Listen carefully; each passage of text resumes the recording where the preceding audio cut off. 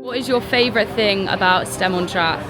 It's just how it brings everybody together, making the car and sharing it with other people. I like this, like in year 8 you get to do it since through from year 7 to year 8, and it's like a good experience because not many places have it. People come from all over the world to go out. I really enjoy it because I enjoy building the car and driving it.